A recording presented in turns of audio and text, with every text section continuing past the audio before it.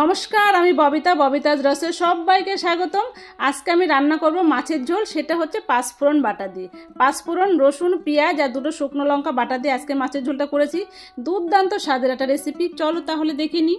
লম্বা লম্বা করে কয়েকটা আলু আমি কেটে নিয়েছি। কড়াই তেল দিয়ে এবার লবণ আর হলুদ দিয়ে আলুটাকে ভালো করে ভেজে নেব। ততক্ষণে একটা ফ্রাইং প্যানে তেল গরম করতে দিলাম। তারপর আমি মাছগুলো ভাজবো। আগে থেকে লবণ হলুদে মাখিয়ে রেখেছিলাম রুই মাছ। আমি এসে রুই মাছ দিয়ে রান্না করেছি, তোমরা চাইলে যে কোনো মাছ দিয়ে রান্নাটা করতে পারো। এবার মাছটাকে ভালো করে উল্টে পাল্টে ভেজে তুলে নিব। ততক্ষণে একটা আমি মশলা বানিয়ে নিই। এবার মশলা বানাবো। মশলার মধ্যে শুধু পেঁয়াজ, 2 কোয়া রসুন, 2টো লঙ্কা আর পাঁচফোড়ন, এটা শুধু আজকে বাটবো। আদা জিরে কোনো কিছুই আজকে এই মশলা যাবে না। একটু ভালো করে এবার আমি এটাকে বেটে নিব। ততক্ষণে আমার মাছটা ভাজা হয়ে গেল, মাছটাকে তুলে নিলাম। এবার ওই তেলের মধ্যে আমি দিলাম একটা শুকনো লঙ্কা, তেজপাতা আর একটু পাঁচফোড়ন। দেখো আমি 2বার করে পাঁচফোড়ন ব্যবহার করলাম। এটাকে ভালো করে ভেজে নিব।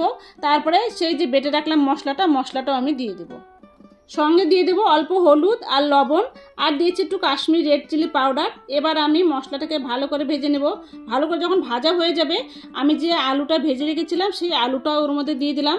আর দিয়ে দিলাম বেশ কিছুটা জল ঝোলের জন্য। যতটা আমার ঝোল দরকার ততটাই আমি ঝোল দিয়ে দিলাম। এবার এটাকে আমি ভালো করে ফুটতে দিলাম। ভালো করে ফুটে আসুক। একটু লবণ আর চিনি দিয়ে আমি এবার ঝোলটাকে ফুটাবো। ঢাকনা দিয়ে ঝোলটা ফুটতে দিব। ঝোলটা যখন খুব ভালো করে ফুটে যাবে তখন আমি এর মধ্যে দিয়ে দেবো আমার ভেজে রাখা সেই মাছগুলো ঝোলের মধ্যে কিছুক্ষণ ফুটিয়ে নিব, যাতে ঝোলটা ঘন হয় আর রান্নাটা খুব ভালো হয় আর মাছের মধ্যে ঝোলগুলো ঢুকে যায়। সেই জন্য আমি এটাকে একটু ভালো করে জাল করব, ঢাকা দিয়ে ঘন হয়ে আসবে আর রান্নাটা একদম পরিপাটি হয়ে যাবে। আজকে আমি কোনো কিছুই ব্যবহার করব না, গরম মশলা ধনেপাতা কোনো কিছুই করব না। শুধু এই পাঁচফোড়ন গন্ধটাই আজকে রান্নার জন্য যথেষ্ট। চাইলে একদিন তোমাদের টেস্ট বদলানোর জন্য এই মাছের ঝোলটা করতে পারো পাঁচফোড়ন বাটা দিয়ে, খেতে খুব ভালো লাগে। আর যদি তোমাদের ভালো লাগে তাহলে আমার রান্নার ভিডিওগুলো যারা পছন্দ করো তাহলে একটা লাইক কমেন্ট অবশ্যই করবে। যারা ফেসবুক থেকে দেখছো তারা আমার পেজটাকে ফলো করবে, আর যারা ইউটিউব থেকে দেখছো তারা আমার চ্যানেলটাকে সাবস্ক্রাইব করে পাশে থাকা বেল আইকনটি বাজিয়ে দিবে।